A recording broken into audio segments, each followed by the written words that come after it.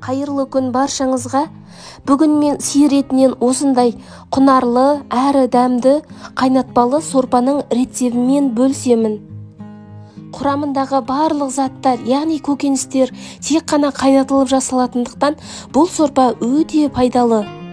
Ең алдымен 700-800 граммдай сиыр етін алып, яғни сүйегі аралас еттер, осыларды батқанша үстіне толтырып су құйып, баяу отта қайнатамыз. Қайнаған соң бетіне шыққан көбіктердің барлығын қалдырмай алып тастаймыз. Дәміне қарай тұз салып, енді сорпаға салатын көкөністерді ұсақтап турап дайындаймыз.